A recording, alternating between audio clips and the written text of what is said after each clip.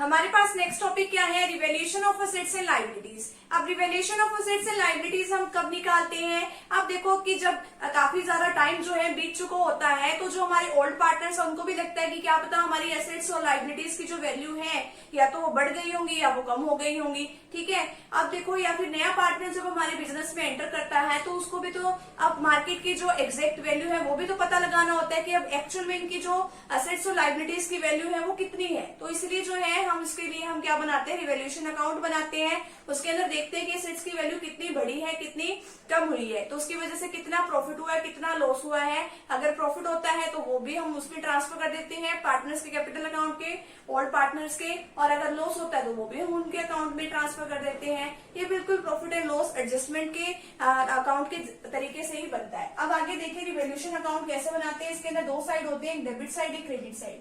Particular amount सिर्फ आपको एक चीज याद रहनी चाहिए।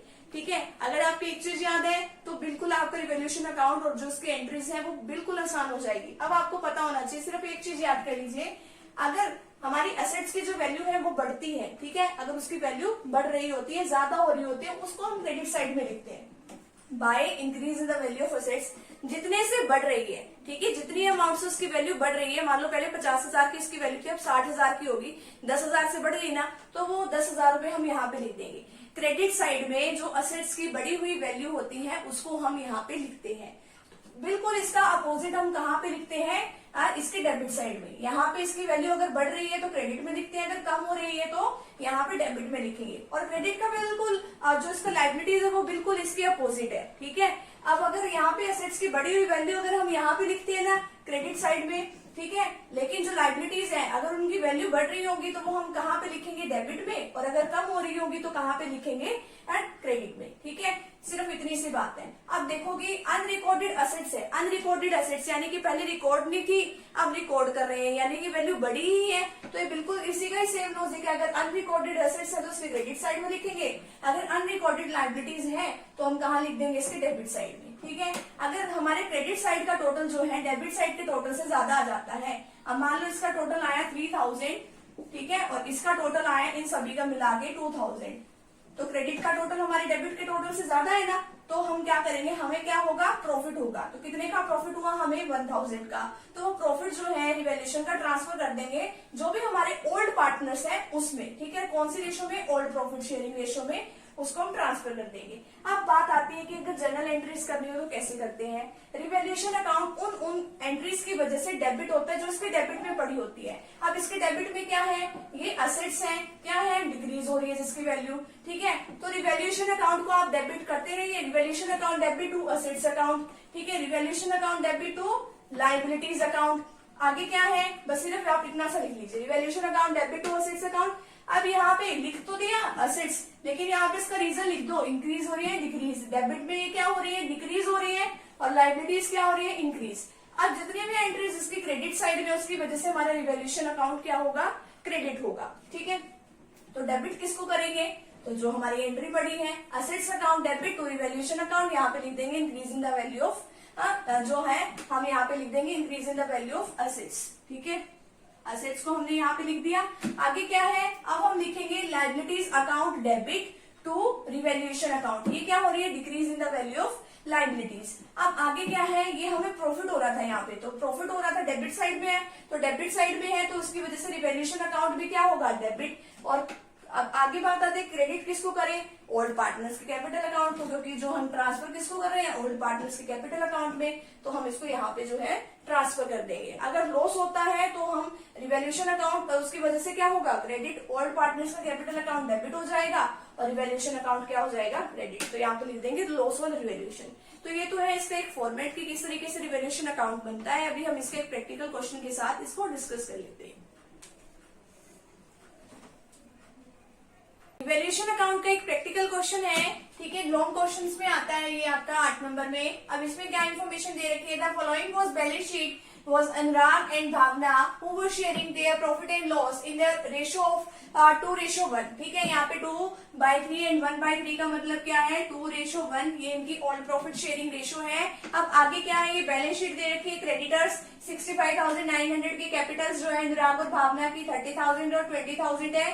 कैश का इतना बैलेंस है, सन्ड्री डेटर्स, स्टॉक का इतना है, प्लांट और मशीनरी, बिल्डिंग। ठीक है, दोनों साइडों का टोटल जो है बैलेंस शीट में क्या होता है, इक्वल होता है। क्रेडिटर्स कौन होते हैं, जिनसे हमने जो है उधार ले रखा है। ठीक है, और डेटर्स जिनको हमने उधार दे रखा है वो क्या है, हमारे डेटर्स। ठीक है, आगे क्या है, 1 अप्रैल 2022 को इन्होंने क्या एग्री किया कि मोनिका को पार्टनरशिप में एंटर करा लिया जाए, नया पार्टनर बना के। मोनिका का शेयर कितना है, 1/3 है। वो कैपिटल कितनी लेके आई है, 15,000। गुडविल कितनी लेके आई है, वो 6,000।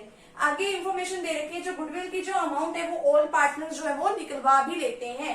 आगे क्या है, जो स्टॉक की और प्लांट और मशीनरी की जो वैल्यू है वो रिड्यूस कर दी गई है। रिड्यूस का मतलब क्या होता है, कम कर दी गई है। कितने परसेंट से, 10% से। जितने परसेंट से कम कर दी गई है उतना ही लिखेंगे। मैंने अभी आपको फॉर्मेट में समझाया था कि अगर एसेट्स की वैल्यू कम होती है तो डेबिट साइड में लिखते हैं। ठीक है, तो स्टॉक और प्लांट और मशीनरी की वैल्यू कम करी गई है। प्रोविजन बनाया गया है 5% का, किसके ऊपर, डाउटफुल डेट्स के ऊपर, यानी कि डेटर्स के ऊपर प्रोविजन बनाया है 5% का। Building account was to be appreciated. Appreciated का मतलब क्या है, बढ़ना।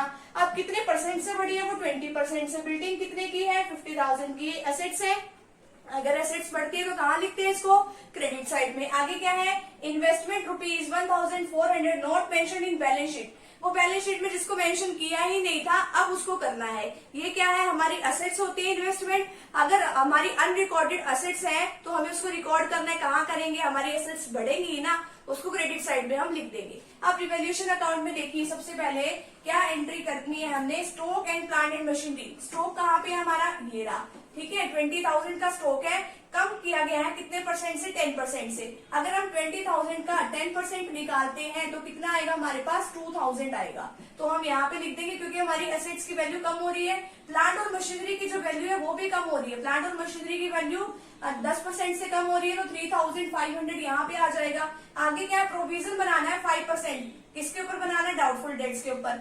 9,700 का अगर हम 5% प्रोविजन बनाते हैं, मल्टीप्लाई कर देंगे 5/100 के साथ, 485 हमारा आ जाएगा यहाँ पर। ठीक है, आगे क्या, building account was to be appreciated. Appreciated का मतलब क्या, बढ़ना। बाय कितने परसेंट से बढ़ रही है, 20% से। बिल्डिंग कितने की है, 50,000 की है और वो 20% से बढ़ रही है, तो कितने से बढ़ेगी, वो 10,000 से। अब अगर हमारी एसेट्स की वैल्यू बढ़ती है तो कहाँ लिखते हैं उसको, क्रेडिट साइड में। अब जो हमारी इन्वेस्टमेंट है वो रिकॉर्ड नहीं करी गई थी बैलेंस शीट में, यहाँ पे इन्वेस्टमेंट तो नहीं है ना, उसको रिकॉर्ड कर देंगे यहाँ पर 1,400। ठीक है, इनका टोटल किया हमने, हमारा कितना है, 11,400। इसका जो टोटल कर लेंगे हम, ठीक है, माइनस करने से इतना गैप मिलेगा हमें 5,415 का। ये ए और बी जो हमारे ओल्ड पार्टनर्स हैं, इनकी ओल्ड प्रॉफिट शेयरिंग रेशियो कितनी है, 2:1। इसमें डिस्ट्रीब्यूट कर देंगे। कैसे करेंगे, 5,415 मल्टीप्लाई बाय 2/3 और बी के लिए कितना कर देंगे, 1/3। ठीक है, तो ये वाली वैल्यू हमारे पास आ जाएगी यहाँ पे। अब कैपिटल अकाउंट पर्टिकुलर्स ए, बी और एम। यहाँ पे जो है ए अनुराग, भावना और मोनिका के लिए लिया गया है, ये इसकी डेबिट साइड है, ये इसकी क्रेडिट साइड है। अब जो ये ए और बी जो है अपना बिजनेस जो इन्होंने कैपिटल लगा के स्टार्ट किया, बाय बैलेंस ब्रोट डाउन। कितनी कैपिटल थी इनकी, 30,000 और 20,000। ये रही बैलेंस शीट में 30,000 और 20,000 यहाँ पे लिख दिया। अब इनको जो जो मिला, क्या मिला इनको, प्रॉफिट मिला ना रिवैल्यूएशन से। तो प्रॉफिट कितना मिला, जो प्रॉफिट मिलता है तो हम इसके क्रेडिट साइड में लिखते हैं। ए को मिला 3,610, बी को कितना मिला है, 1,805। ठीक है, ये लिख दिया।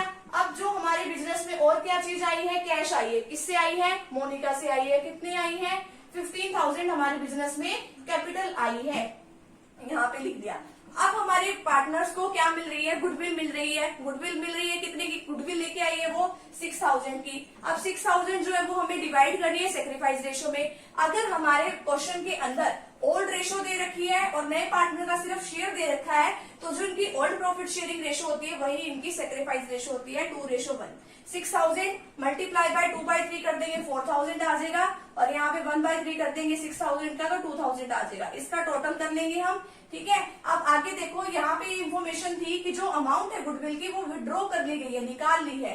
अब अगर पार्टनर्स के अकाउंट में कुछ जाता है तो क्रेडिट करते हैं, अगर इनके अकाउंट से कुछ निकला तो क्या करेंगे, डेबिट करेंगे ना। इन्होंने ये सारी अमाउंट जो है, ये वाली और ये वाली निकलवा ली, 4,000 और 2,000। ठीक है, तो हम इसको डेबिट कर देंगे। अब आगे हमने क्या किया, जो यहाँ का टोटल किया था ना हमने 37,610, उसमें से हम 4,000 को माइनस कर देंगे, तो हमारे पास तो बैलेंस कैरी डाउन में ये वाला बैलेंस आ गया।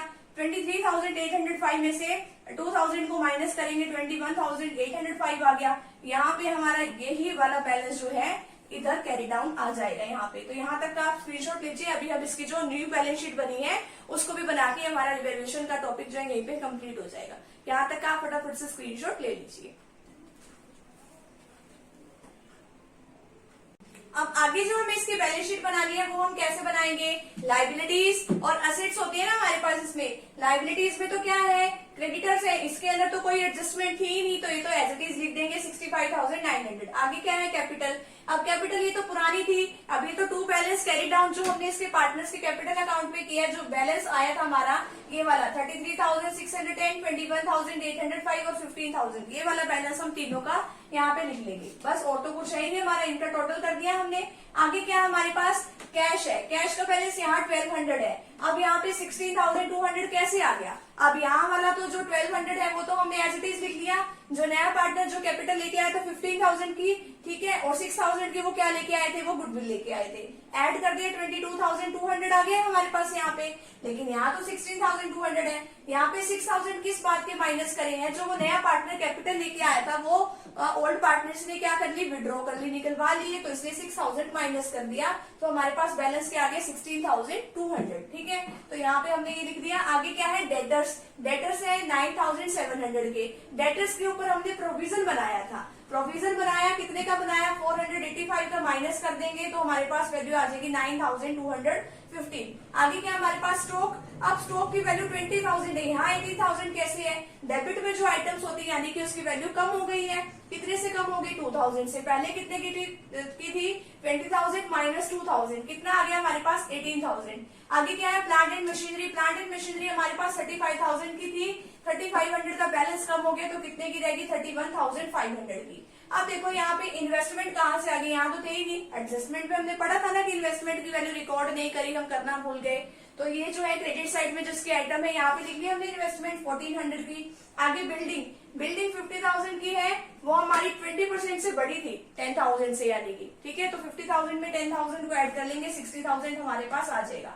इसका टोटल कर लेंगे। अब अगर हम इन दोनों का टोटल करने से अगर सेम आता है तो हमारा क्वेश्चन सही है। अगर कुछ भी गड़बड़ आती है तो हमारा क्वेश्चन यानी कहीं ना कहीं गलत है। तो इसलिए ध्यान से करना, इन दोनों का टोटल जो है वो इक्वल आना चाहिए। तो यहाँ तक का फटाफट से स्क्रीनशॉट ले लीजिए।